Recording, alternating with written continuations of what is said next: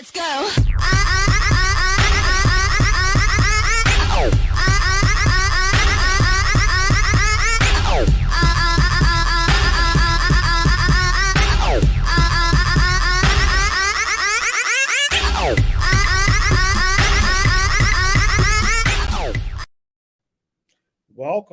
Welcome, everyone, to another episode of the return episode of Capitol Ballroom Council. Dante, what's going on? How you been, co-host? What's going on?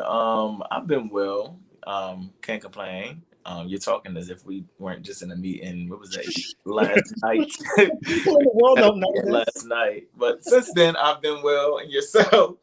I have been great. I want to take a moment to tell everybody some of the things that we've done since we've been on break. Because actually, we did a lot, right? Since we've been on break, we've had our first in-person mixer, which was great. Had our first mini ball. Yep, which was amazing. It was so packed. Oh my gosh, it was so nostalgic of like ballroom in DC. It was crazy. Yes. Thank you to everyone that came out to support both those events. And we also became incorporated as an organization, an incorporated nonprofit in Washington, D.C. The Capitol Ballroom Council is an official nonprofit in Washington, D.C. So without further ado, I'm really excited about this discussion tonight. I don't want to wait too much time. I want to get right into it and start introducing our folks. I just want to let everyone know that this is going to be an interactive conversation. So if you have any questions, comments you want to say it to any one of our panelists, acting on our panelists, just tap it in your in the chat option. We're streaming on Facebook and a number of platforms: the Capitol Ballroom Council, La Maison, Center for Black Equity, my personal page, and too? I'm sorry. We got House Size Matter on there too, I believe too. Yes, House Size Matter. As well as we're on YouTube for the same ones: Capitol Ballroom Council, Center for Black Equity, and adding someone else right now to the stream because I didn't know ahead, but it's all good. All right, so without further ado, let's start introducing our panelists. You may see me dip off really quickly, just to do some technical stuff on the back end for a second, but I'm going to introduce everyone. You can talk to everybody and we can get it going. All right, let's get it going. Also, make sure y'all are sharing this live for us. Please share this to your page, your house groups, your friends, to other groups that you're in. Share it to everybody. Let's really, show up and show out for the people who have served and are serving our country. Absolutely. All right. So first welcome we have up, Blair West. Welcome, Blair. Welcome. Next, we have the one and only Dr. Tatyana Moulton. Icon. Mother Chanel. How are you? I'm doing good. Thank you, Kenya and Dante. Why do I always want to say Duante? It's the way it's spelled. Thank you for having me. I'm happy to be here this evening. Thank you for being here. Thank you. Next up is the legend, Dabrian Balenciaga. What's going on? Hey, school. Hey, y'all. Thanks for having me. Old way extraordinary. He's old school too. I'm a little bit old school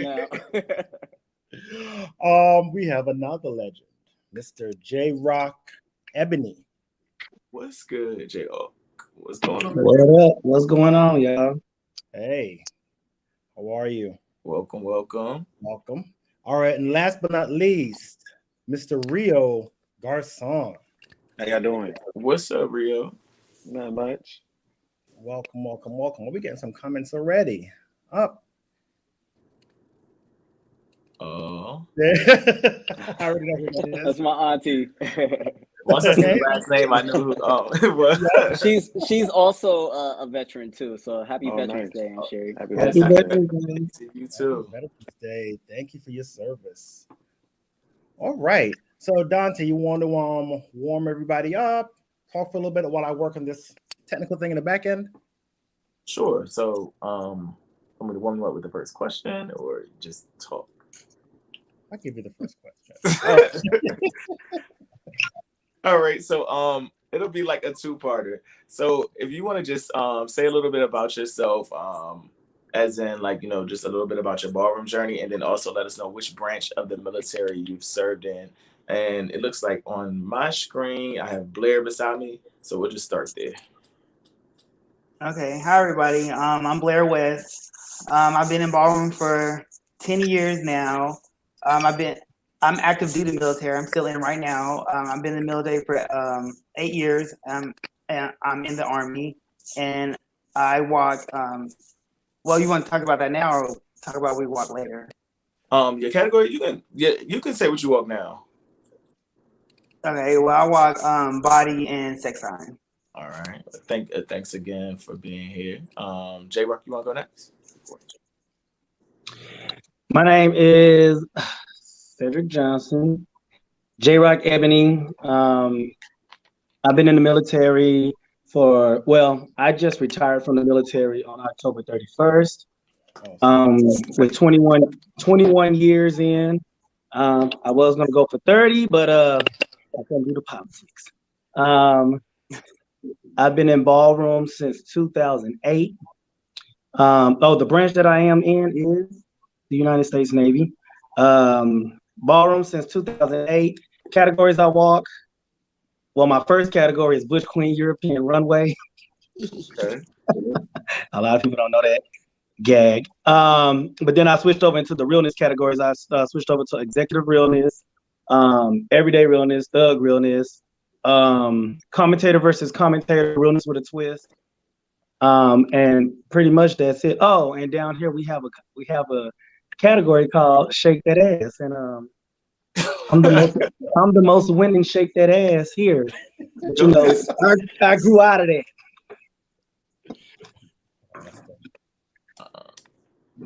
You messed up my order again. Oh, did I? So next up, Rio. Hi everybody. My name is Rio Garçon, Demario. I've been in ballroom since 2009. I walked Butch Queen Vogue Femme. I've been in the Navy I just hit 13 years this year. I'm praying to make it a 20, but it's a stretch. It's getting hard. It's very political, but we'll see how it goes. So I guess it's me. I joined. Wait, I was in the Air Force, and I joined right out of high school, and I served 5 years in the Air Force active duty, and I did 4 years in the reserves, and I joined the ballroom scene. It'll be 18 years. It'll be 18 years in January that I've been a part of the ballroom scene, and I'm legendary old way. Last but not least. Okay. Hi everyone. Queen Mother Tati Chanel. I was in the Army for 8 years, served honorably as an intelligence officer, discharged in 2003. I went in like you were just saying, right out of high school. I went in at a split option, and so that was in 95. Immediately went to college to start to pursue my degree, but still was serving and went through ROTC route. But yeah, that's me. I'm here. And I'm sorry, Femme Queen Face, and have been in ballroom for 22 years now. Yes.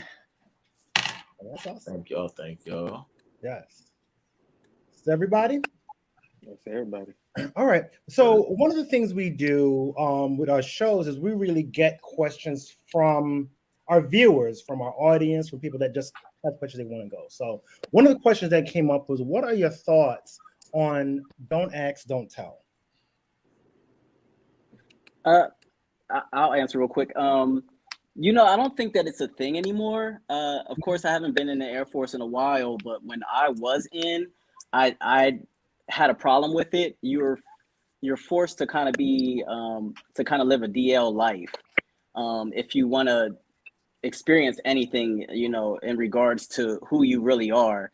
And so don't ask, don't tell for us was very complicated because I was just coming into my own and really trying to understand who I was as a person. And so you would have to, I would split my time in half. Like I'd hang with my straight friends and on base and do things with all my straight friends. And then I would immediately switch off you know, on like a Saturday or something and go to the gay clubs with my gay friends and, you know, never really mixed the two. So I lived like a double life that I feel like I was kind of forced to live. I really, you know, if I had a choice, I probably wouldn't have lived that way, but I had to, or else it was like my livelihood. I was going to get kicked out. And I was even threatened once.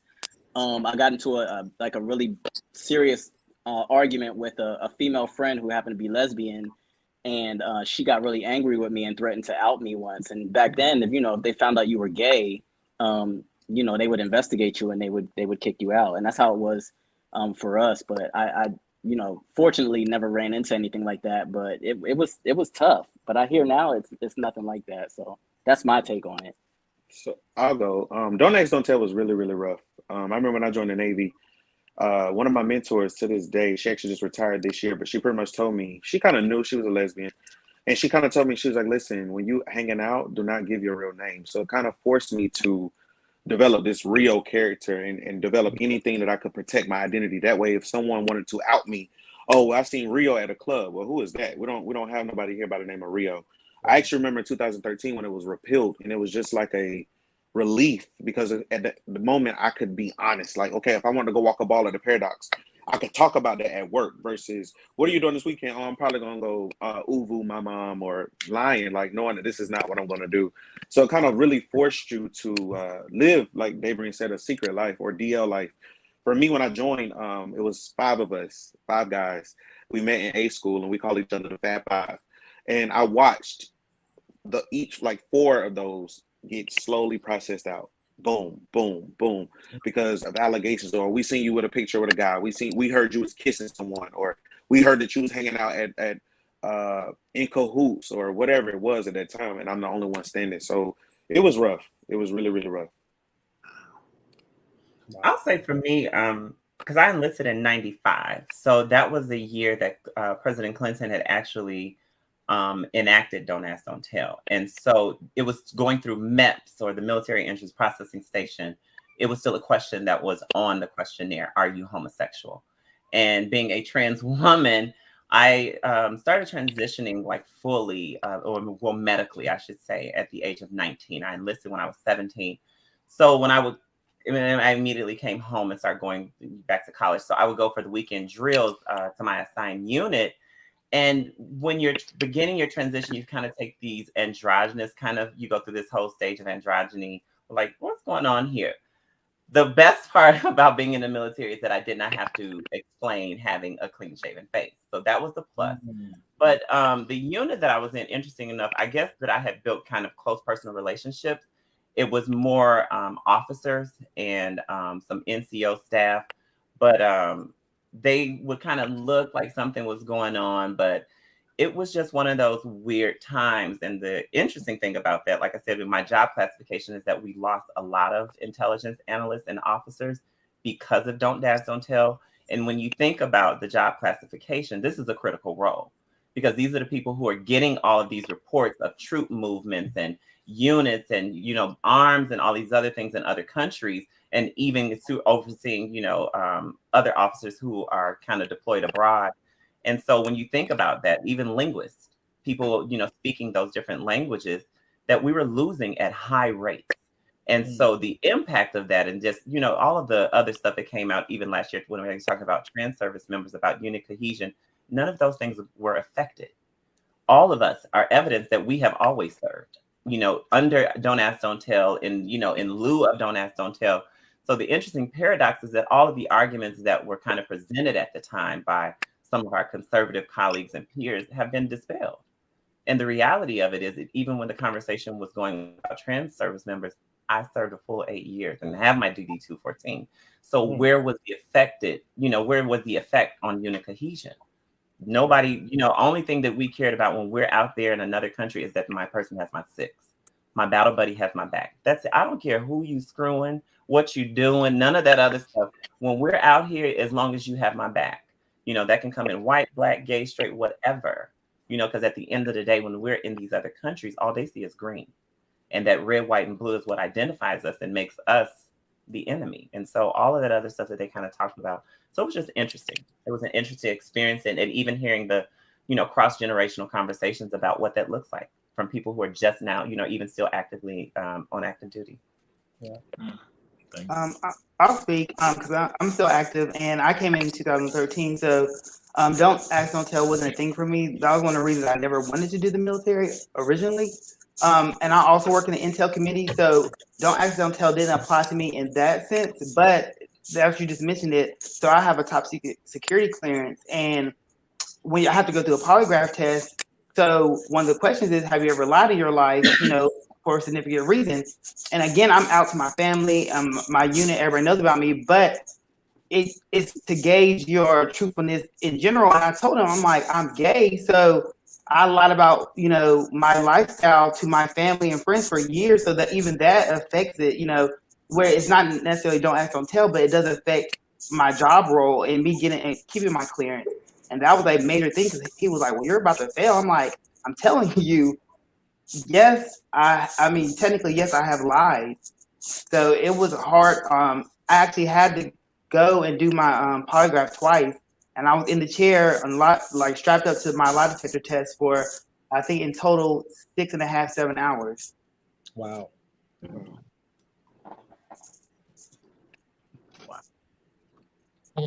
See, it's even implications like that. We ask our service members to adhere to an honor code, but then you're asking the person to kind of go through those things. And I completely forgot about that whole process, security clearance. And, but here it is that I'm having to hide or be deceptive about a part of my identity or who I am and who I love. And it's just crazy. Yeah. Wow. Well, I know with me coming in under Don't Ask, Don't Tell, because I came in 2000, and then being there when it got repelled and everything, I just always stuck with the same thing.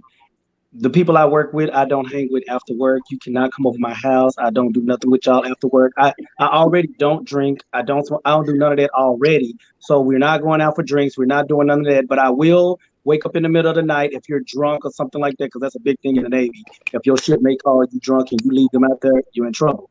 But other than that, I didn't hang out with nobody. I didn't want nobody over my house. I didn't want them to see who I was talking to.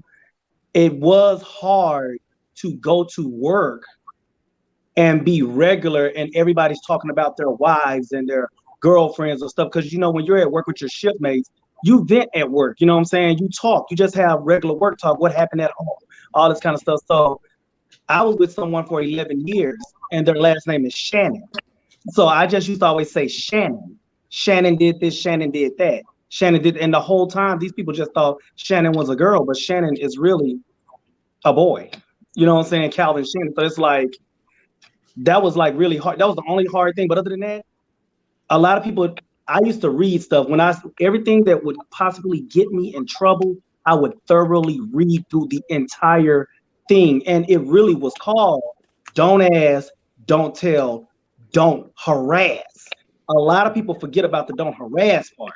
So my thing was, I had already prepped and set myself up because, I'm a queen and everything. Bitch, if you start fucking with me on that don't ask, don't tell stuff, I'm going to get you for harassment, because it's don't ask, don't tell, don't harass. So if you possibly think that I'm gay and you start harassing me about it, I'm going to go get you kicked out before I get kicked out.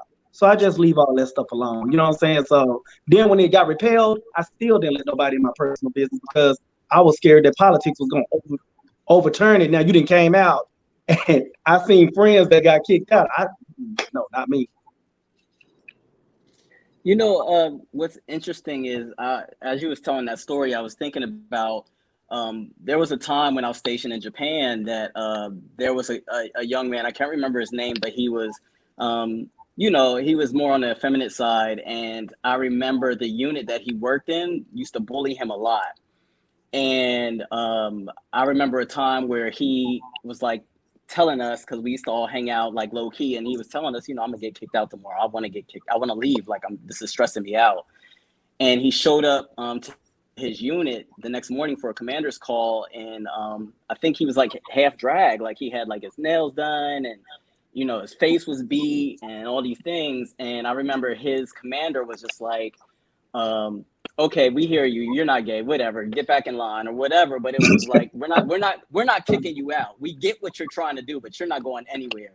And they kept him in just to bully him. And he stayed in that unit, I think, until he PCS'd out. But I remember them just really bullying him and him going through the motions. And for us, on the opposite end of the spectrum, to speak up against this or to have his back was like, okay, then they would start questioning us. And then they would it was the threat that, that you would have the unit, I can't remember the name of the unit, but it was a unit that would do investigations, and that, you could be put in the line of fire. So it was one of those weird things that, looking back on, is so archaic, but it was happening, and I was there to witness it. But that's funny that he said that, y'all, because that's why I said I didn't hang out with people to include if I knew you were gay. Like, we all got gaydar. We know who is the queens in the unit. You see what I'm saying? I don't care if you clock my T or not and I clock your T. You can't hang out with me, because the day that you decide that you want to come out, I don't want you to say, oh, and Johnson was there too. No, Johnson went nowhere. No, I like being in the Navy.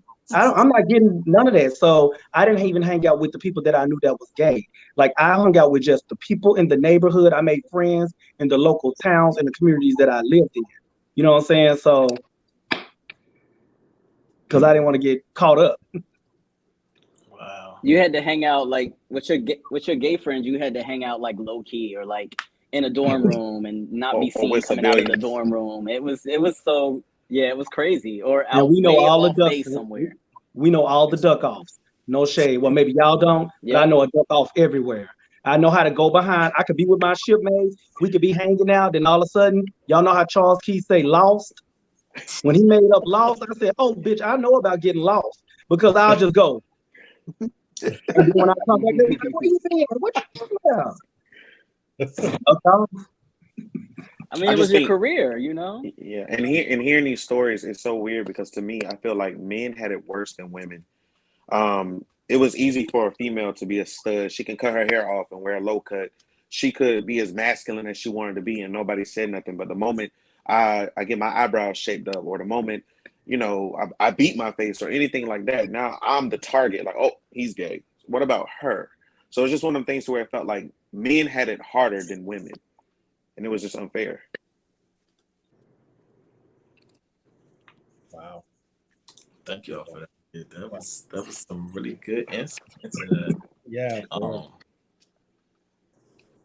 right. Ready for the next question, Dante? Yeah. All right. Were any of you actively involved? And I know you just touched on it a little bit, J-Rock. Were any of you actively involved in a relationship while in the military? And I guess if so, how did that go? I'll go. My very first relationship, my very first boyfriend, I had just joined the Navy, and it was just a secret. It was just kind of like, I remember I had went to a command function, and I was like, this is my brother, Warren. And everybody was like, oh, you want to bring, I don't have a wife, so this is my brother. Whole time, this is my boyfriend. And then I remember when it got repealed, I actually got married, not to Warren. I was actually with my ex-husband.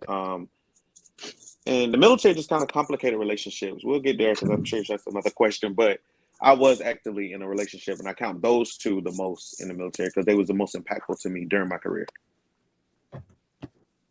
I only had that one at that time. Well, because sometimes I'd be forgetting that I was out on the ship in the fleet, because I went over to be a permanent. I crossed over to the dark side and became a career recruiter. But like I said, when I swear for God, I went to New Orleans to find me a holy woman to settle down, have some kids. Y'all see where I said I went to New Orleans. Settle down, get my life right, because I was raised in church and stuff, and I already knew I was gay. We didn't get on this subject. And I met Calvin Shannon, and then when I met Calvin Shannon, when I seen him, and then we ended up falling in love, and then I was with him for 11 years, and it was like I said, it was hard, because sometimes you have these shipmates, and that double life. The reason why that double life is so hard is because when you're in the Navy, you really make family. Like, you really become family with some of these people, and then their wives, their kids, because of the command functions. And if they need you, you're there for them and everything. But you can't be 100 with them. And then you say to yourself, if this person really knew I was gay, would they even be talking to me? but you don't never want to get that conversation. Would they even be around me or anything like that? Would they even accept Shannon if they came around? You know, I almost had one incident in New Orleans, one incident, and that's when Calvin worked on the base. I got Calvin a job at the Navy Lodge, and he left his ID, and he was trying to come on base, and he kept saying, "I work at the Navy Lodge." And the person on the gate, see, Calvin, if y'all ever met him, is don't give rat's ass. He is out. He's New Orleans out, right? So the people on the gate was harassing him, the DOD officers. And I saw it. And I had came to this thing to where, how are you gonna do this without them being like, why are you so upset about it? And that's when I went out and I said, I know him. And it really hurt. Like, he was down with protecting my image, but it hurt my feelings so fucking bad that I could not be a man and man enough to say, leave my fucking dude alone. I had to make up that I knew him and I can vouch for him because I seen him working at the Navy Lodge type shit. And even though he was cool with it, that fucking did something to me because I'm really a real man when it comes to a relationship and a protector and stuff like that. And I'm like, it almost made me kind of like, so the Navy is more important than the person you love. It was a lot. So.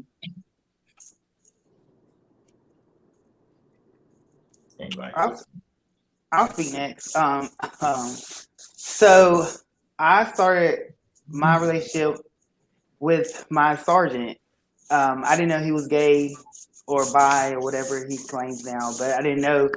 So we became friends, like J Rock was saying. Like I had a group of friends where they knew I was gay, but we had like a lesbian in the group, we had a straight female in the group, we had a straight male in the group, we had him.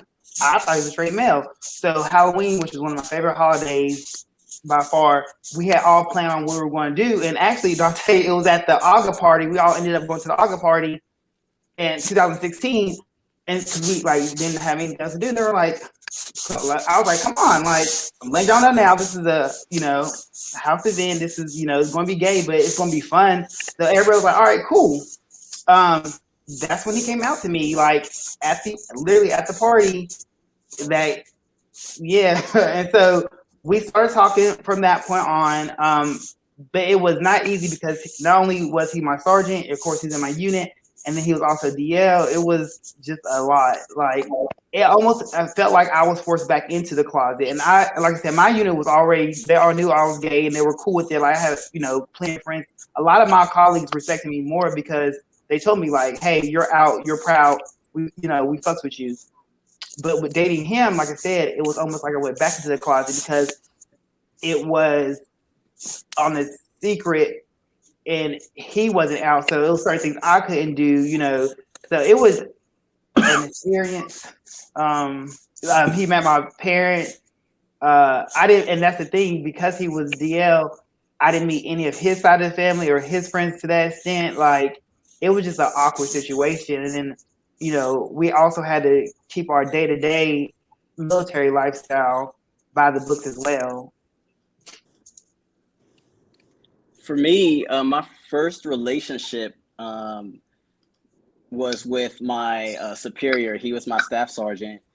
And when I first got to the base, I guess he's seen something in me. I still, you go through that phase. You're confused. You don't really know.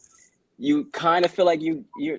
For me, I kind of felt like, okay, maybe I'm gay, but I don't really know. I've been with girls. Like, I was confused. And I think he picked up on that.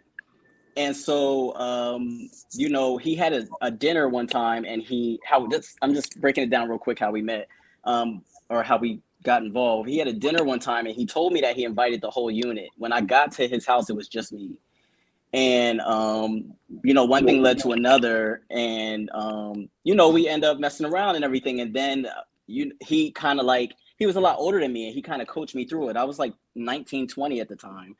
And he would tell me things like, men they don't call each other boyfriends. It's not a relationship. We just do what we want, but you are with me and I'm with you. And I'm young and I'm impressionable. I don't know. I've never been in a relationship with a man before, so I was, and he was my staff sergeant. So that was my first, version of a relationship, and we were together for 2 or 3 years, and whatever that looked like. And I later found out when he got stationed at another base that he would run game on new people that were coming to the base that were young. And that was just another thing that he did. And he had many boyfriends on the base. So, but in my mind, that was my dude. And it, like I said, it lasted 2 years. He worked me. Damn. He worked you. But he was my my staff sergeant. He was in charge of our unit. And like I said, I was 19. I thought that when he told me men are not supposed to be in relationships and we're already in this don't ask, don't tell environment, I'm listening to him because he's my superior. Wow. Oh.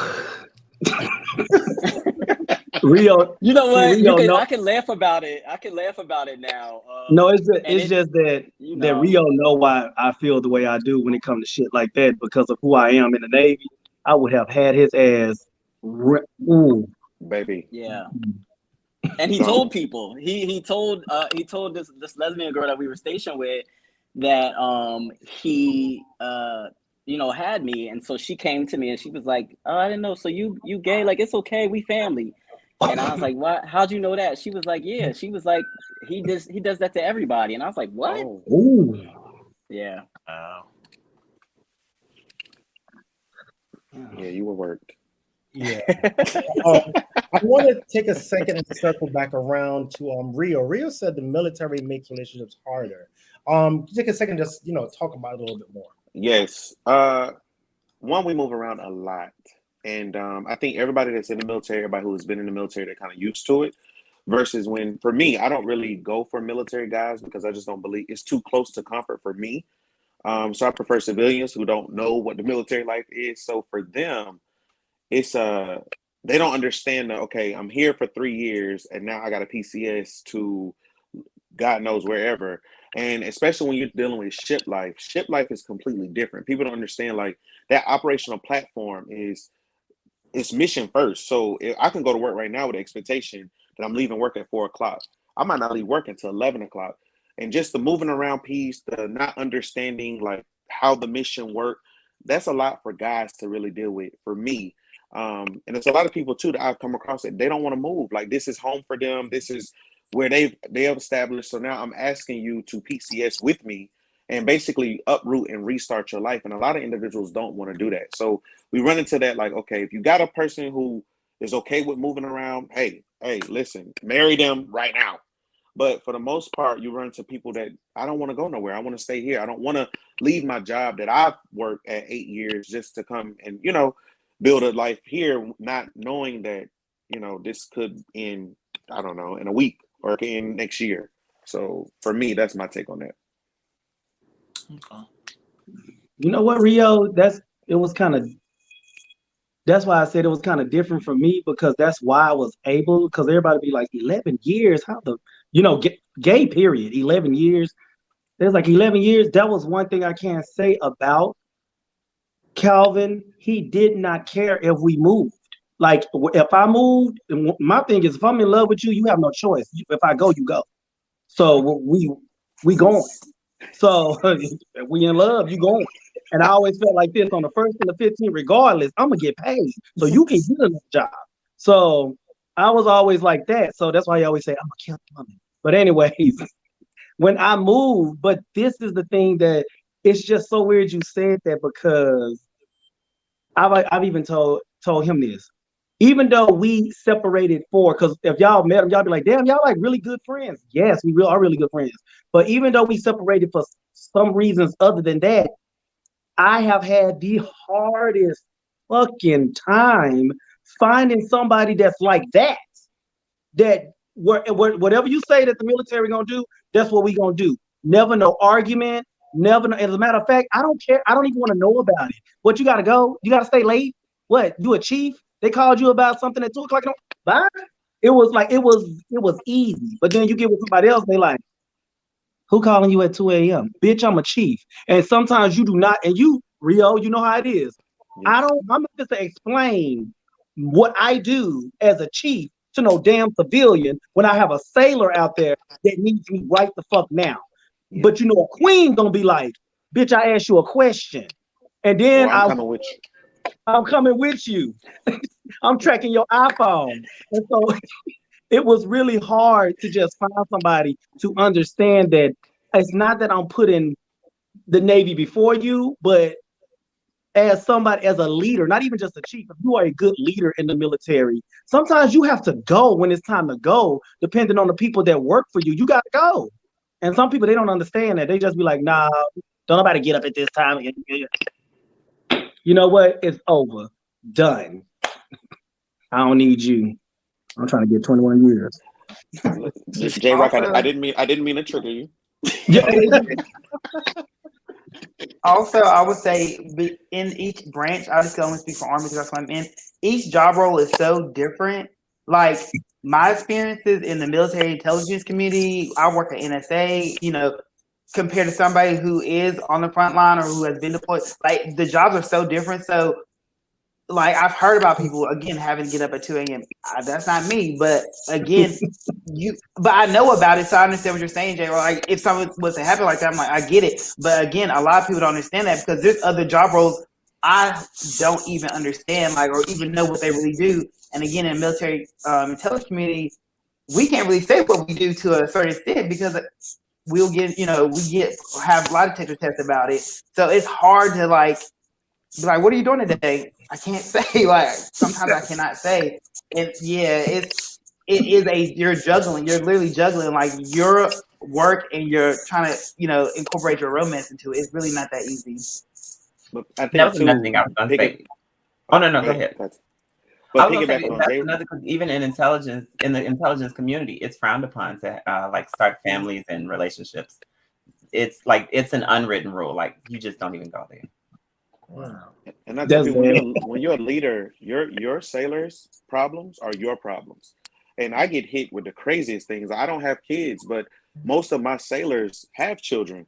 And I get the call at 5 a.m. Hey, my babysitter just canceled on me. Or you never know when your phone ring, especially I tell people before, if my phone ring right now before 6 a.m., something is wrong.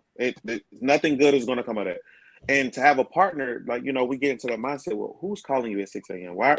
Or I have to get up and put my uniform on. I'm not going to cheat. I'm going to work. I have to figure out how I can help my sailor who has a child. Basically, this is my child right now. How can I get childcare for my child? Because this is my sailor's child. And people don't really process that part. Yeah. It's crazy. Wow.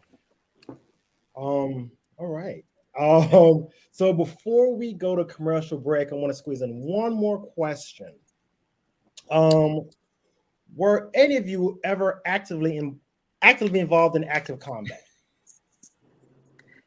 I'll say this about that. I was in a medical unit, and so I would go to Kuwait. I was in Kuwait a few times and Saudi Arabia, and we were supporting the mission, is what they called it.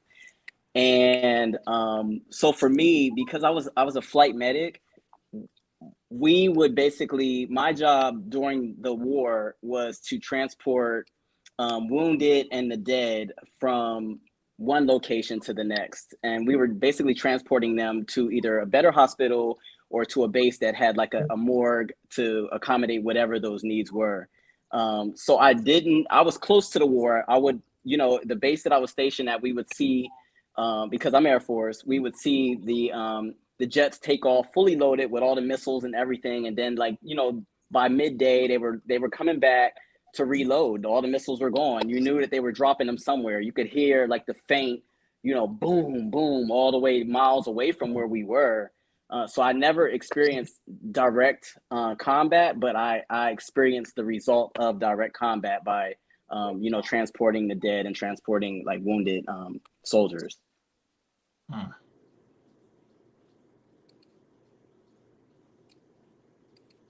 I haven't actually experienced active combat. I think 2020 we came close. I was deployed all of 2020. And it's weird because when you're on a ship, it's different. You know, when you're on a ship, we're not the only ships in the sea. So you have other countries. I'm trying to like make sure I be politically correct when I say this, but you have other countries that are in the ocean with you. So there are laws of the ocean, there's laws of the water to where you can only come within a certain distance of each other. And once you cross that barrier, now we have to kind of let you know, okay, mama, you a little too close, mama. And you do that by shooting. And last year, that was my first time really experiencing that because there was a certain country that they don't care. They started doing all types of stuff, jamming radars. And at this point, I think that was my first moment where it was like, oh my God, this could be it. Like this, and especially when you hear like words like, certain conditions for your weapons. When you hear that come over to 1MC, it's kind of like, okay, Ma, I love you. I'll be back, and it just makes you really like, oh my God, like God, I just hope that this don't go that way. And 2020 was my very first time coming close to that, because it was just like, I even told my close friends, like, I didn't think that I was gonna make it, because it was just like, they were on some, no country want to fire first. That's one thing that a lot of people don't know. No country want to be the one to fire first, because at that point you initiated war. So what I'm gonna do is I'm gonna poke at you, and I'm gonna poke at you, and I'm gonna poke at you, so that you shoot at me, because now I can say you started the war. And that's kind of what was happening to us last year. Now, as for me, I just thought when I looked into the military branches and everything, I just thought that I would probably never be at no type of wartime situation, due to the fact we are in the United States Navy. And like he said, once you cross a certain line, that's your ass. So we can see you 1,000 miles before you can get there. So don't try it. You know what I'm saying? Then we got a sub community. You can't shoot what you don't see. So we already, it's like, I always felt protected. But again, I came in 2000. I would say what scared the shit out of me was 9/11. 9/11 had scared the shit out of me, because I distinctly remember that day coming up out the engine room, because I used to be an electrical engineer first.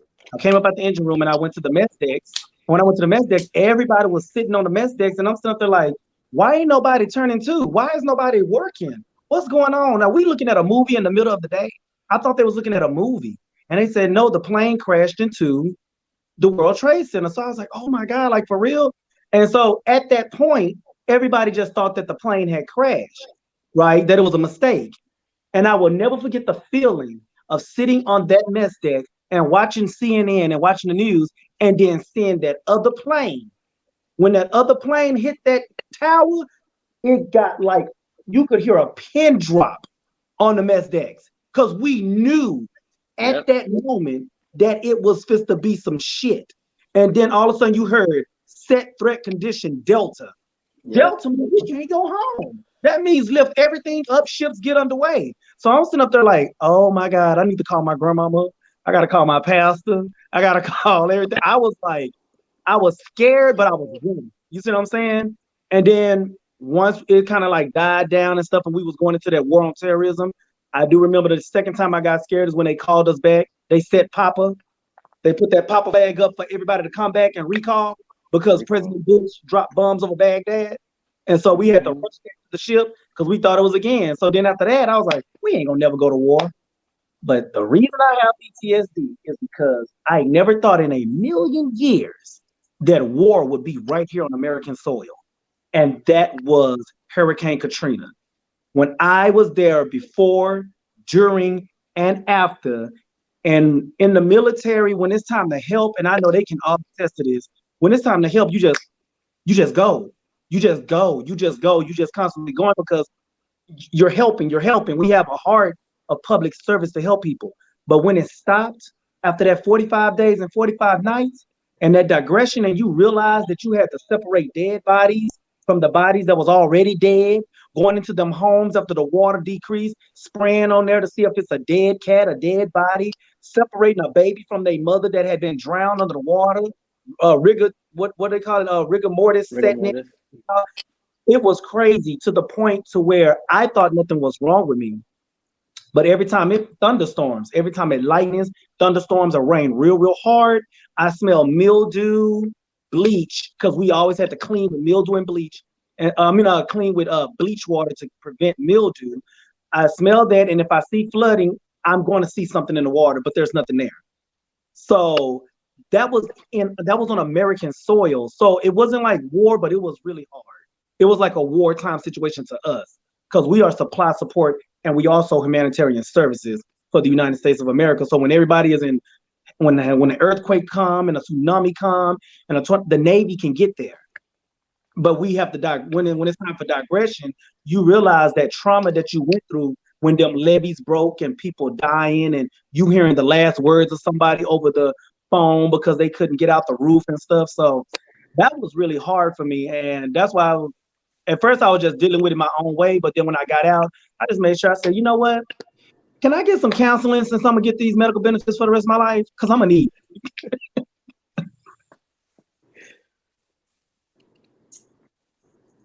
9/11 was nothing nice, boy. And I remember, if y'all remember, for the people who served during that time, I knew something was going down when they bombed the USS Cole. And I remember when they bombed that ship, I remember we went into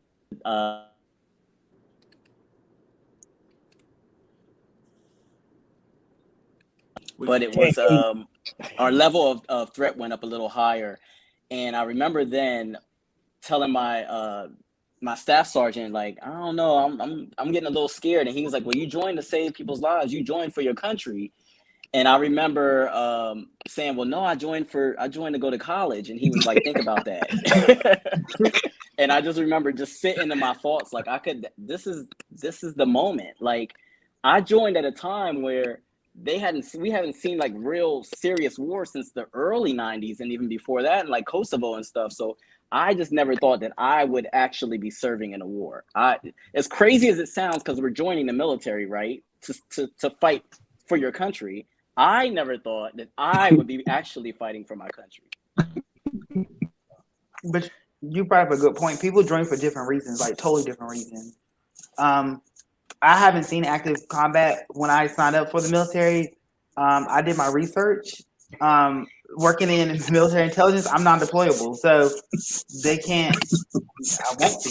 I won't see that, and I am appreciative of it. But that was literally because originally when I went to sign up at MEPS, I was going to be a Cavalry Scout, which is frontline, and it was a black lady there. Her name's Peaches. She was like, "Baby, this ain't for you." She was like, "You score way too high." She's like, "They're trying to screw you over. You score way too high." She was like, "Renegotiate your contract. Don't do this." And I went back and I looked and I did my research on the different jobs in the military because, again, like in the Army alone, it's so many different jobs. So across all the different branches, it's literally a plethora of jobs. So I really did my research, and that's why I went to military intelligence. Like, won't be deployed. So yeah, like I've never done it, and I probably, God willing, will not.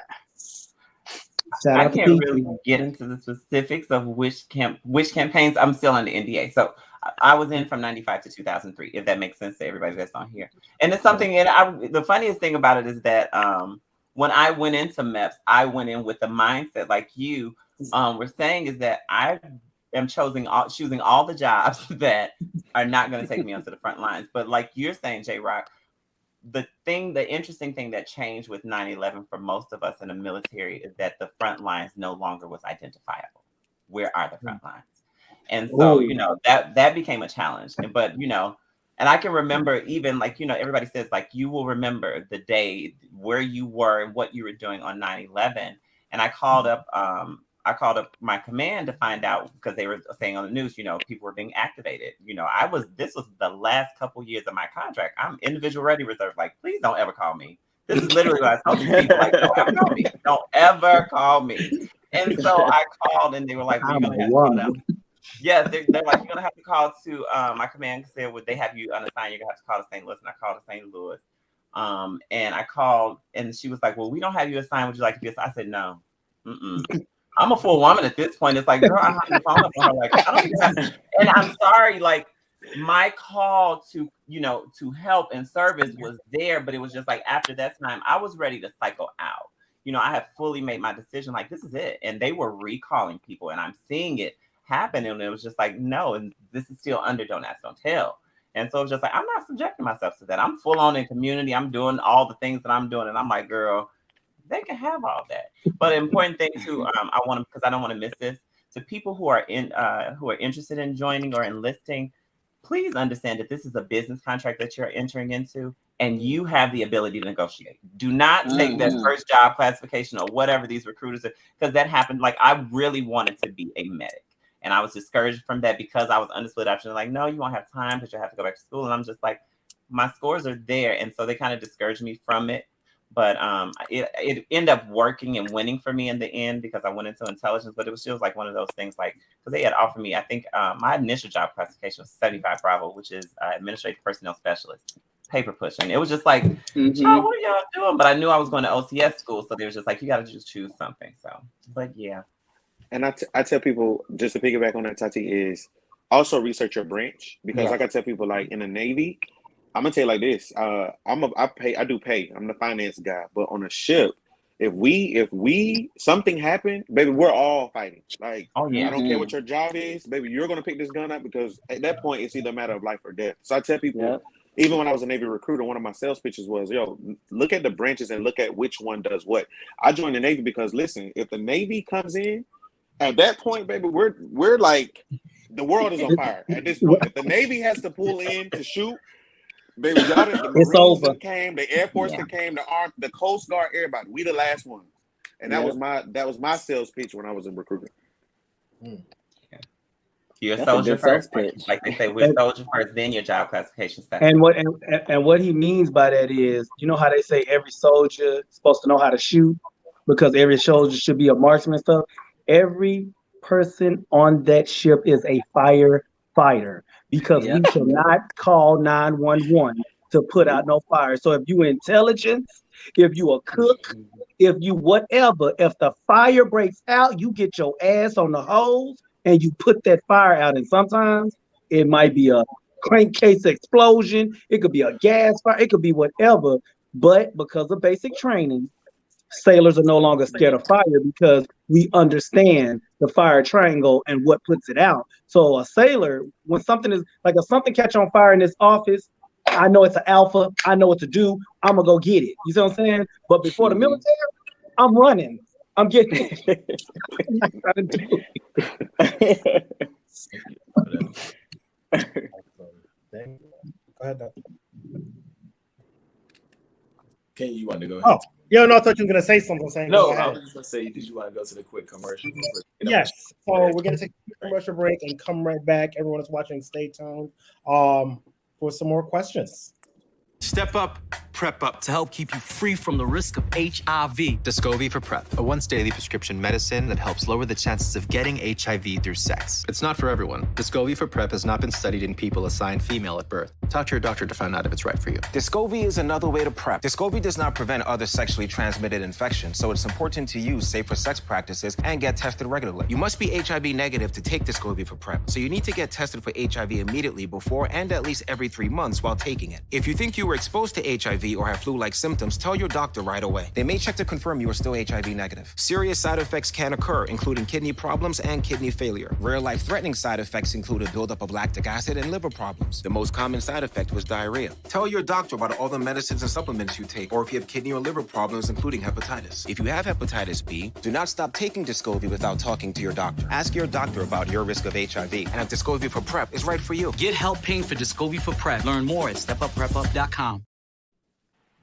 All right, we are back. Shout out to one of our consistent sponsors, Gilead. They have been sponsoring our shows from before we even started doing shows. They've been supporting and making sure that we have all the tools and everything we need. So shout out to them. So the next question we have, Dante, you want to take the next question? Sure. We kind of touched on it before, but we can go back into it again. Well, J-Rock touched on it. Yeah. So, like you said, J-Rock had already touched on this, but rest of you, have you suffered with PTSD from your time served? You know what? Oh, I'm sorry. No, go ahead. It's crazy because I never thought that I did.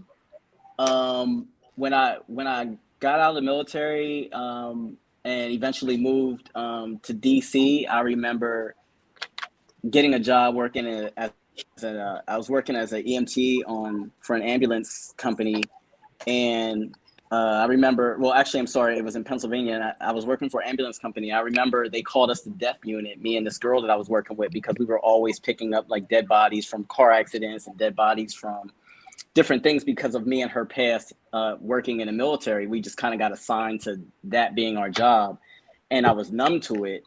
And I always associated PTSD with being more traumatic versus, like having to be in a traumatic situation or in an action zone or something like that. So I never really attributed all the different levels of PTSD until the last couple of years when I started really having like anxiety issues. So now I'm, I guess you can say that as a result of PTSD from being in those situations of dealing with dead bodies and seeing dead people in front of you constantly, always back to back every day, that it started to wear on me in a way that I didn't really know how to process it, and it became an anxiety thing for me. So now, in retrospect, I've been seeing a therapist and stuff like that. But before, like I said, I went years without thinking. I just thought it was just being a black man and being gay in America. Like, I'm just going through it. Like, honestly, I didn't really attribute it to what I went through. So it took for me to mature as a man to realize what my anxiety was stemming from. For me, I'm so used to having to leave. So when I get close to people, I kind of feel like, oh, okay, let me just go and shut this off now, because I know that at any moment I gotta go. And it's one of the things where when I really sit back and look like, okay, this is not normal. And it's, well, even when talking to counselors and therapists, it's like this is an internal thing. And like, why do you feel this? I feel this way because at the end of the day, I go to a duty station. I'm used to going to a duty station. You work. And then I know, okay, I'm up for orders. Gotta go. I'm on to the next. And it's like I'm leaving these people that I just built this bond with.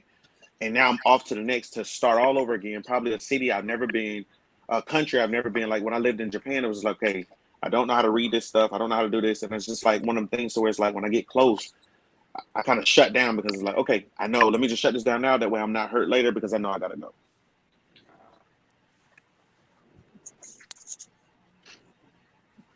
And even though I touched on Katrina and that was PTSD, now that I have got out, I'm going to tell y'all that probably haven't got out. Well, y'all got out, but from someone that's been in the Navy 21 straight years, I'm going through something right now that I didn't never think I would go through.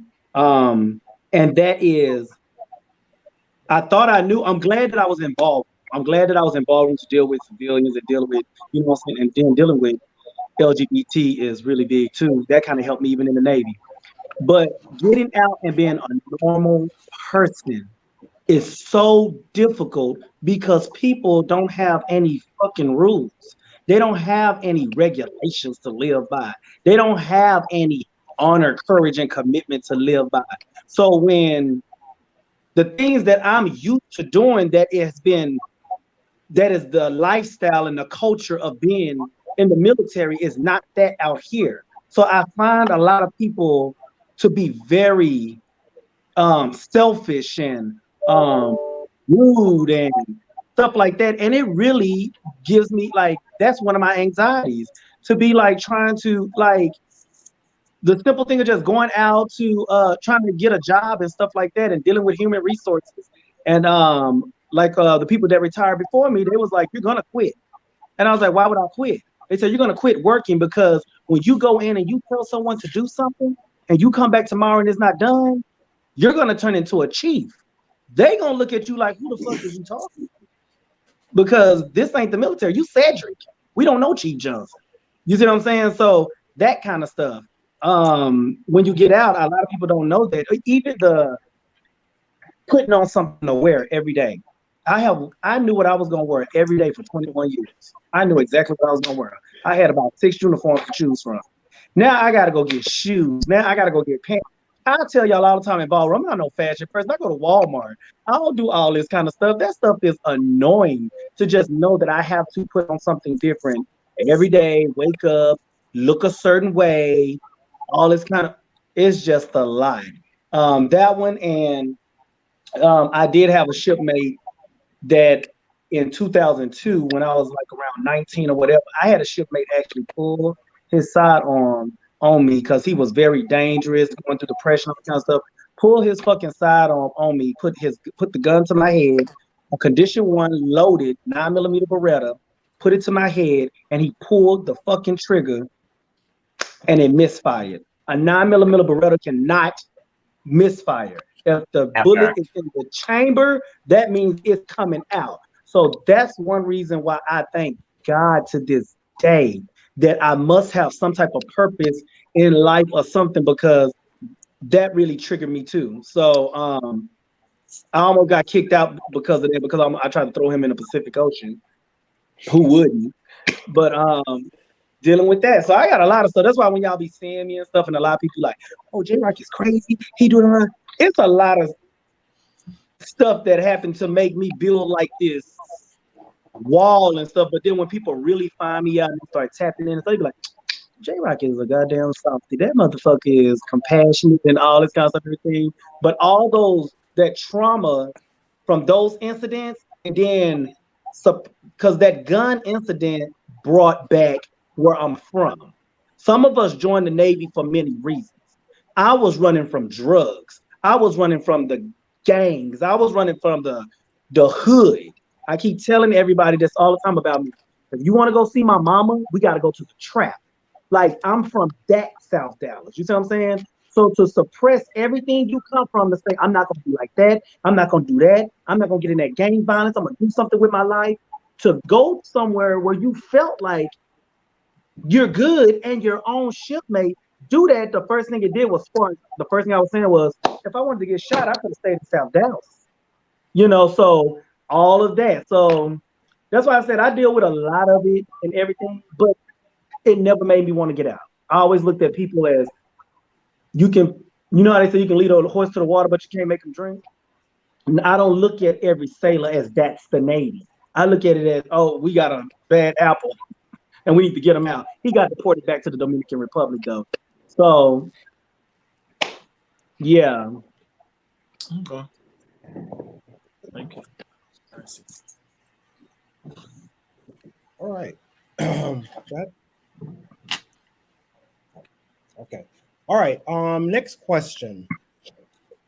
How did you guys get your start in ballroom? Let's just change the question. Yeah, because y'all trying to make me go through therapy sessions and stuff. It's good, though. It helps. I'm glad that people can. So how did you start in ballroom? I guess I can start. I was introduced to ballroom through my my son Raven, Icon Raven Deontay, as I know him. But because I mean I had heard about ballroom, and I was a showgirl at the time, and so you know the girls who did shows at the time, really outside of the girls in the South, really never had an interest in ballroom. Like, we don't have time to be judged by all these butch queens, you know, other terms were used, but you know, it was just one of those things. Like, why would I do that? And so when he came into my life, it was just another side of the community that I was kind of exposed to. And so I attended my first ball. It was in '99 at the Centrum, and Eric Christian Bazaar was the commentator. And my son, he was like, Mama, you're going to be a part of our house. And I'm just like, child, I'm there with my boyfriend. I'm like, child, I don't even know what's going on here. Like, I'm just watching. And so they were like, realness, femme queen realness. And he was like, Mama, come on. And so that was the first category I walked. And so that was like my introduction to ballroom then. Yeah. So it was a long time ago. Shout out. I never forget. I got my start in 2009. I'll never forget. Paradox in Baltimore used to do third Saturdays. And I went to the little small side. I seen my best friend Boom Lavin, legendary voguing. And I was like, oh my God, I want to do this. I'm literally on the sideline watching everybody vogue. And I'm mirroring everything I see them doing. I'm on the side, just that, all that little stuff. And he was like, you know what? Come on, you're going to be my child. And I was like, okay.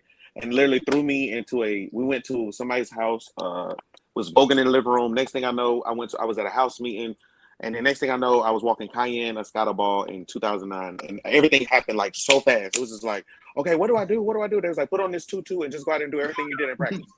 It was just like, everything. It happened so fast. It was just like, oh my God. Gotcha. And ever since then, it was just, I experienced that the adrenaline rush and that high of everybody clapping and everybody yelling out star and all this other stuff. And it was like, oh my God, when is the next one? I want to do this again. And ever since then, it was just, it was go time. I remember that ball. I was there. It's funny that you bring up Cayenne, because Cayenne, we were childhood friends, and Cayenne was one of the people that exposed me to ballroom. But I had just got stationed in Japan, and Kima, legendary Kima Milan, shout out to Kima. He would always say, "You need to go to a ball. You ain't been in no ball. Oh, child, let me put you onto the ballroom scene." And he showed me.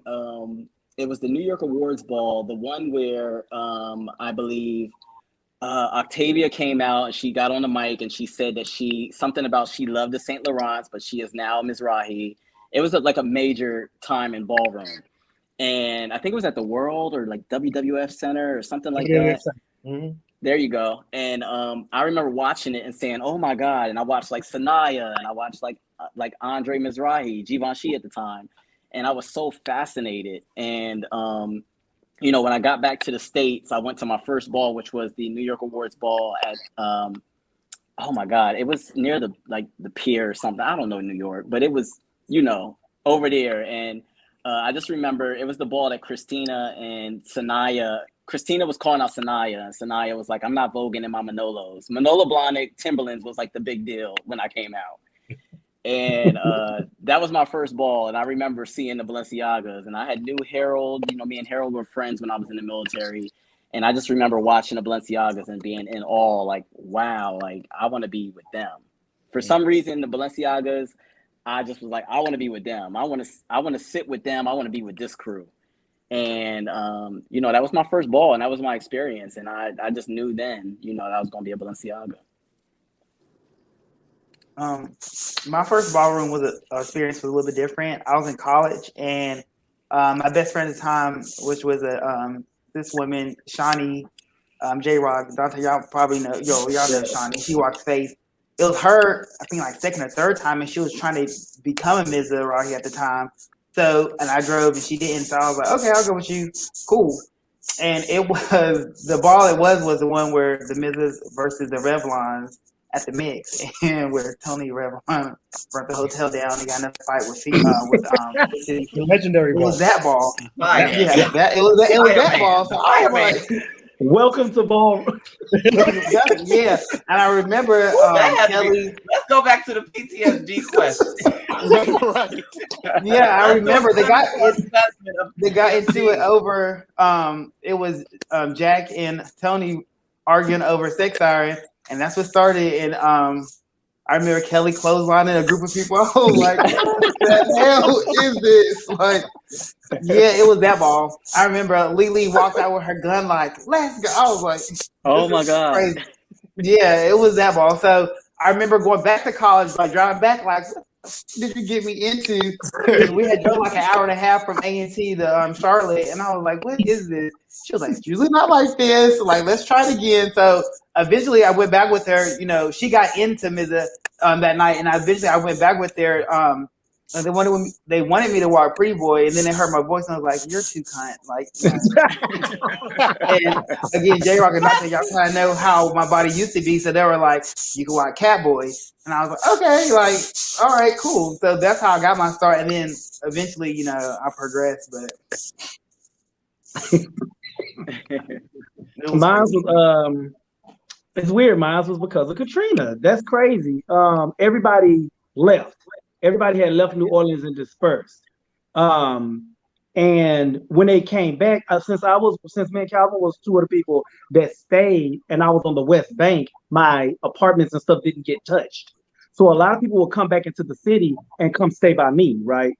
So I'll never forget Country Mizrahi, and at the time, Arthur, my niece nephew at the time, came back. And they was like, look, we went to Atlanta, and we've been walking balls, and we was doing this. And they brought this, served the kids DVD, whatever. And They popped it in and everything. It was like they tried to chop Arthur. They tried to chop Arthur. They said that she was a real girl, and we kept telling this Bush Queen up and dragging it. That was when I seen them saying, "Show me your knots, show me your knots," and stuff like that. It was a Maya. You see what I'm saying? And it was a Maya. So I was like, "Oh my God, no, they're not gonna do that to my niece and stuff like that." Then finally they came back. They showed me where she had laid on the table, and they was like, "This was for $1,000. She beat Sasha. She beat this, and she the new girl on the block." So I was like, "What is this that y'all doing? Like, what is this?" And then when I seen Vogue, I remember the Apollo. It was they showed a ball where Andre was walking on his head, and the background saying, "Andre, you don't have to prove a motherfucking thing." And I kept saying, "This is from the Apollo." So that made me start. That was like 2005. I started like getting interested, but it wasn't in New Orleans. You see what I'm saying? So I was trying to follow it. Walk for Me Wednesdays. I was in Walk for Me Wednesdays and everything. I was in the tea, the shade room. I knew everything, but I couldn't go because I was in New Orleans Station. Then in 2006, I moved back to Texas. Then I was on recruiting duty. 2008 came. Shamar Collins Dupree, well, he's a garçon. He started having like these mini balls and stuff like that. Sasha was coming down, Whitney, all of them garçons was trying to get some stuff started in Dallas. And they was like, and I was like, this is that ballroom, this is the stuff they was talking about. And all my kids were in ballroom, like Tatyana said, they was all in ballroom. So I said, well, I'm gonna walk runway because I felt that this is a way for me to be gay as possible. Because you can be as gay as you want to be, and people say, yeah. So I got out, and they was like, runway? You too short to walk runway. I said, I'm gonna walk runway just like Tyra Banks, right? They was like, you too short to walk runway. So I got out there. I put my high boots on with my gold pants, no shirt in my blazer, with my glitter stuff on my feet. And I got out there and I started walking, and they kept pointing at me. I said, I don't know why they pointing at me, but I must be. Baby, I thought I was everything right. And finally, my kids was like, Lamel, he's an Ebony. You know he's an Ebony. And I said, what's that? You know what I'm saying? Like, what is that? So my kids really was like, no, you're an Ebony. You're an Ebony. And then I kept walking, and then that's how I got my start in 2008, walking those mini balls and stuff. But I had already knew about it, and I wanted to get into it. But the reason why I had stopped walking runway is when I seen what it really takes to walk runway. I said, see, I'm cheap. Everybody that knows me know I'm frugal.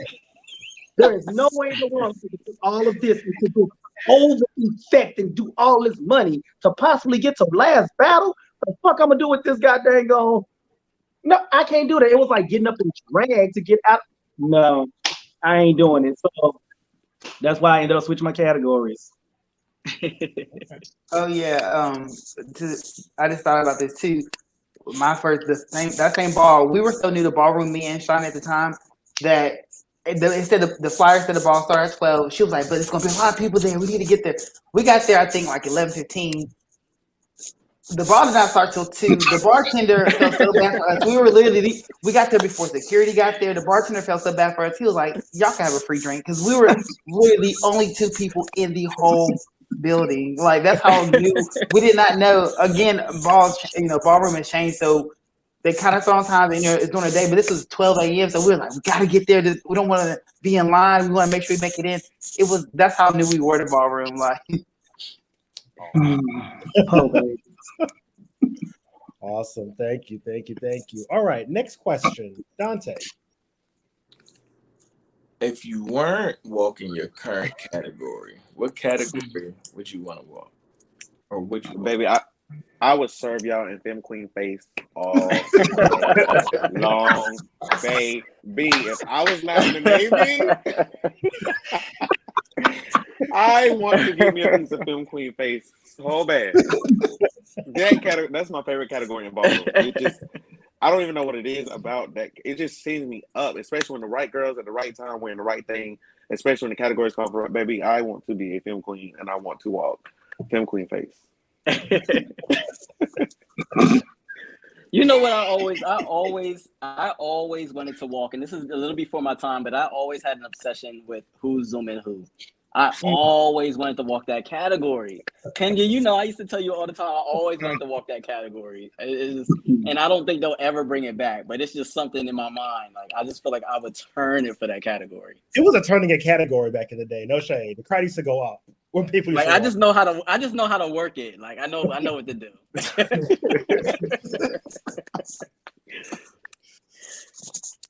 J-Rock, I wish. I mean, what category would I walk? I'd probably walk body, but I would love to Vogue. I want to Vogue. I want to walk femme queen performance, like all of that, all of the ooey gooeys and all that tea. But yeah, yes, I just don't know how to. Yeah, I can't do no duck walks. I'm too old for all that. Yeah, get you. Make sure you have some. Make sure you got your walk, but I can get down there. Exactly. Make sure you got your Epsom salt, baby. I used to do gymnastics, so I would want to walk New Way probably. Not now again, because that was years ago. But I probably want to walk New Way. Okay. It's just hard for me because I walk so many goddamn categories. You can walk and everything. What's left? I'm telling you, the Ebony's used to be like, you need to walk this category. And the founder of the Ebony was like, you do what you want to do, son. If that's what you want to walk, you walk that category. And I was like, he the founder, what y'all gonna say? So I did what I wanted to do. So I walked so many categories. But I know y'all gonna laugh. You know what I'm saying? I've been doing a little push-ups and stuff. So you know what I'm saying? I might have to go out there. I might have to come for Blair by January. Well, maybe June, maybe August of next year. Whatever. I'm gonna come out for Sex Siren, baby. Y'all gonna Just gonna wait on you. Just gonna wait.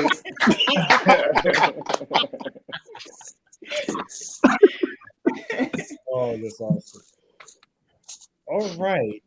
And is here? You want it? No, I was gonna say this is our final question. Yeah, this is our last question, y'all. So, how do you bring your military experience to ballroom?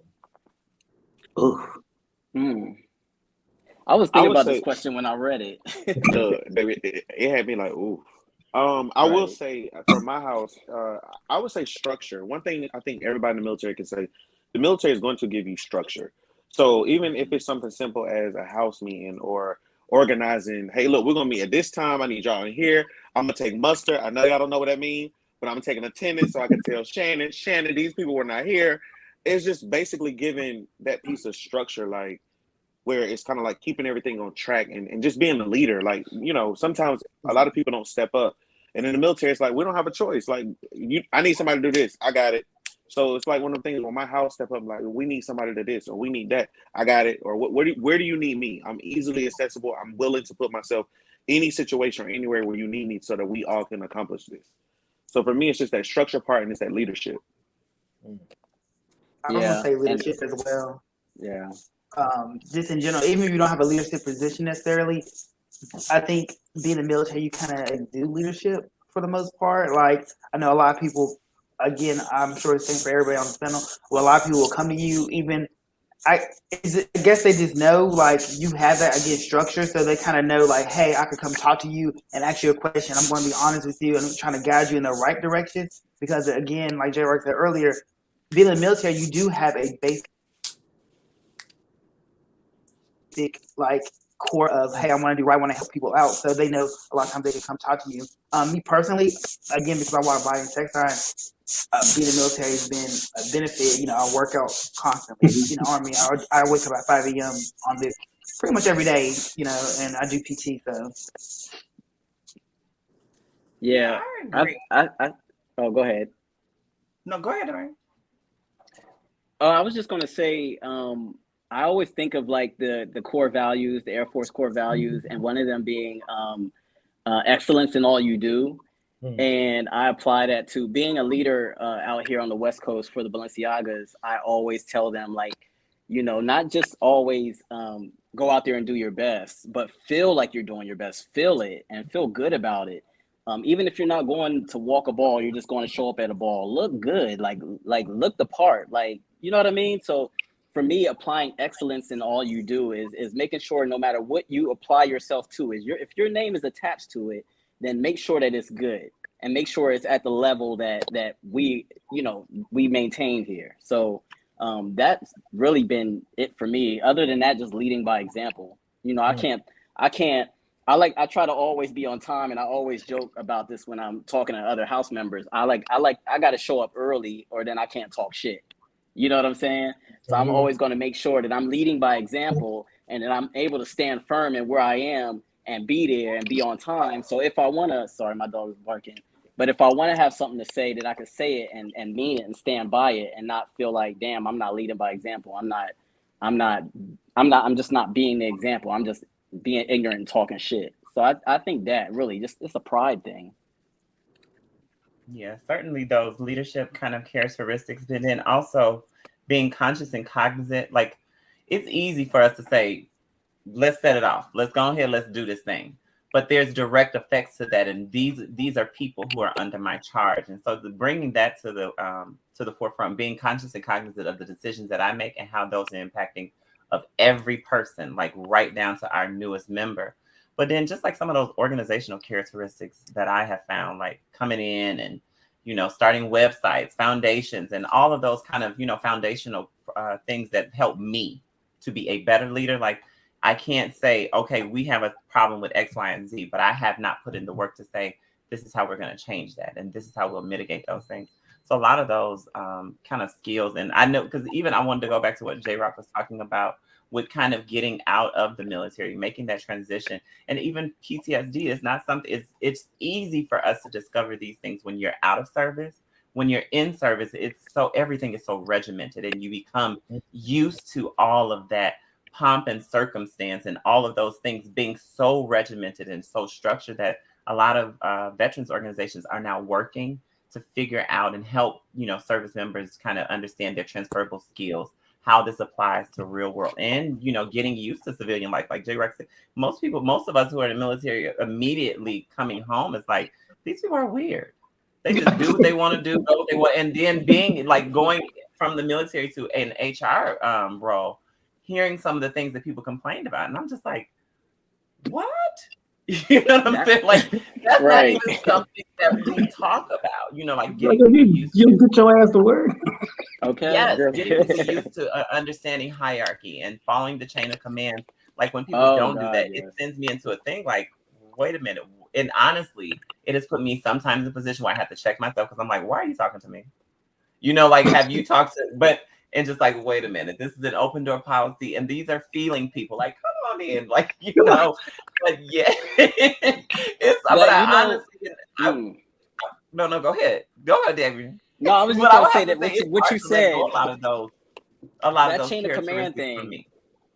Yeah, it's hard to let go of a lot of those characteristics, and I found myself sometimes getting in spaces where I'm like, I gotta let that go. Because having those expectations of the military, like, most times what to expect of people and even your day, unless you're in like an active combat kind of situation. But it's just like, and even like playing into my PTSD, whenever I enter into a ball or a space where there are a lot of people, I'm immediately analyzing the exits and entryways and, just all of those things that are hard for me. Like, that contributes to my PTSD. Like, I gotta let that go. Like, I'm just here, like, but trusting. So yeah, a lot of those principles that have helped me to be and shaped me to be a better leader and to lead by, like you all have said, by example, and being a transformational leader, and helping people to understand why it is that the decisions that I'm making and why they're for your good. So yeah. Mm-hmm. I know mine has been both. Mine has been both ways. It's so weird because mine's been both ways. Now, the military, how have the military helped with ballroom? One thing you cannot do to somebody in the military is that chain of command thing gets under our skin. If you go ask Uncle Mike something, the first thing I'm gonna say is, did you talk to your house? Did you talk to your chapter parent? Why did you skip over your chapter parent? Why don't they know about that? They be like, J-Rock, why are you so aggressive? Because you're not giving, y'all are in place for a reason. If you're gonna go straight to Mike, we don't need no mothers and fathers. That's stupid. And then they be like, calm down, this ain't the military. but it's still a structured environment, though. You know what I'm saying? So a lot of people, I had to back up, because I realized that everybody's not in the military. So that part, structure, they mentioned already, the most important concept to being a good leader is being a good follower also. Us being in the military, we know how to follow. We know if Uncle Mike needs something from J Rock, let's go. What you need? How is this going to benefit the house? How is this going? You see what I'm saying? I'm there.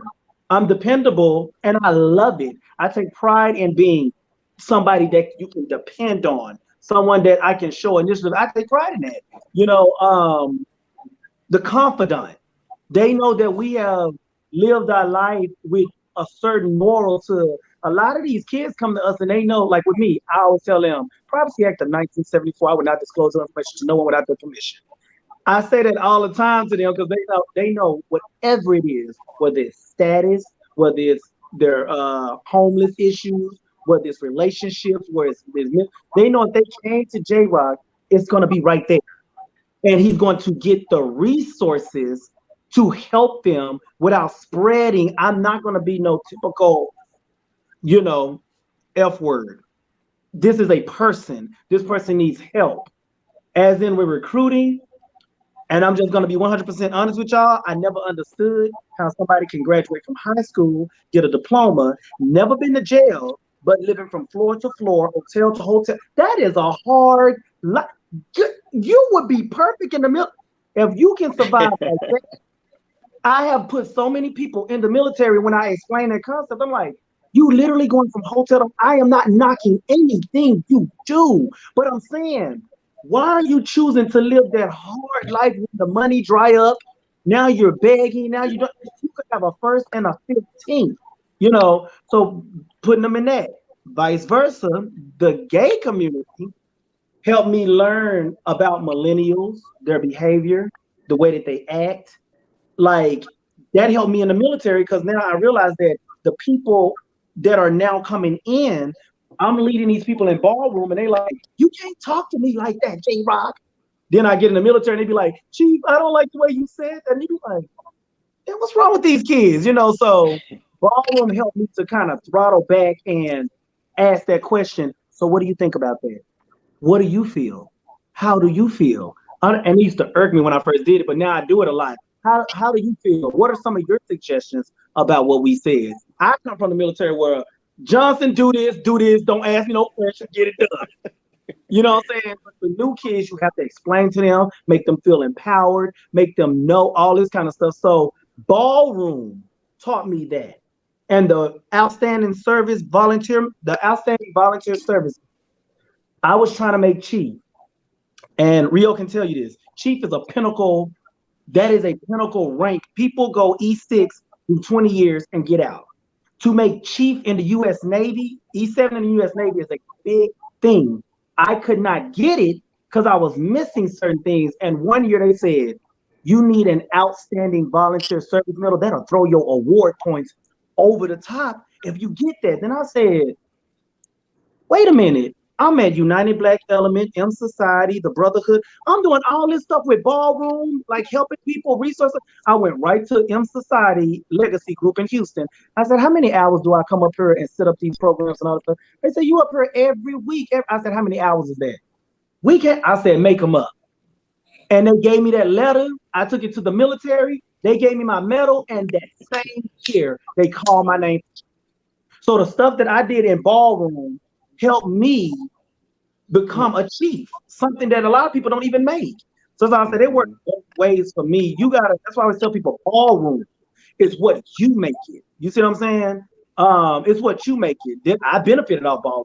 Some people be like, I don't benefit off of that. I did, and I'm glad I did. Okay, awesome. Same thing with the military too. Military is what you make it as well. That's right. And the military is what you make it. Correct.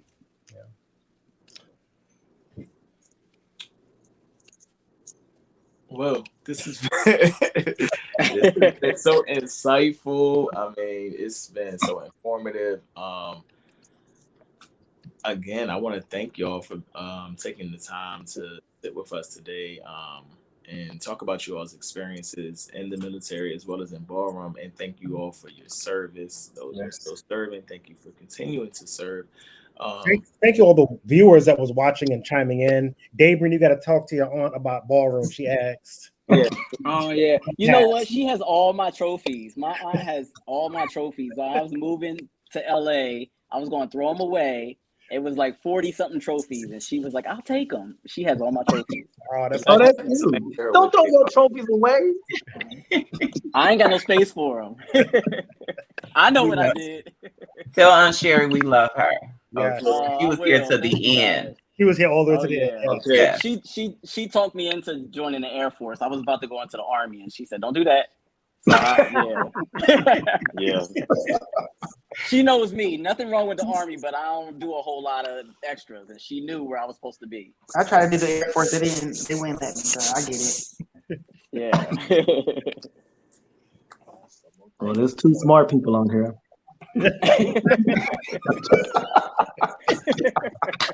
Go ahead, baby. Smart and lazy. You know we lazy. Thank you all again for spending the evening with us, sharing your thoughts and everything. Our hope is that these messages will hit someone that's either interested in getting in the military, that's in ballroom, or is in ballroom and the military and trying to figure out how to navigate that. I hope that they're able to get something from this conversation. So again, thank you all again, and I keep on saying it. Thank you all for your service. Thank you for what you have done, and you're continuing to do. Truly, we appreciate it. If you all are in the DC area, we do have a brunch coming up next week. So please check it out. It is the Brunch and Babes.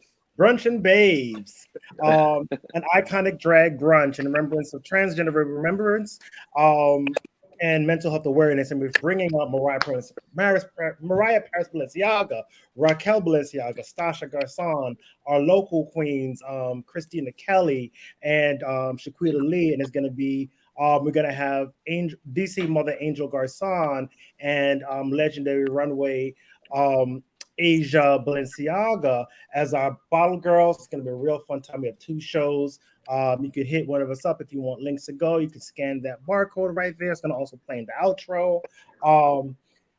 And yeah, again, thank you all. Dante, anything else before we close out? No, I think you said it all. You said me the trouble. So it's just one last time. Thank y'all again. Hope to see you all very soon. Tati, you coming to Baltimore next week or no? Oh no. No. Yeah, because I have to. I forgot that I had accepted to be the keynote for a Trans Day of Remembrance event in Atlanta, so I have to let my Molly know that I will not be able to go. Got you. Didn't mean to put you on the spot. Yeah, I was judging. I don't know why everybody thinking I'm done. No, I knew you were judging. I remember when they was announcing the judges, and I was like, oh, she's gonna be here next week. Yes, I'm trying. I'm gonna see. Well, to all the viewers, if you want to lead the military, the most powerful military in the world by day, and shimmy into a dip at night like Shawan, you can do it. Yes, you can, honey. God. All right. Thank you, everybody. Have a good night. Thank you. Thank you. Night, everyone. Let's go.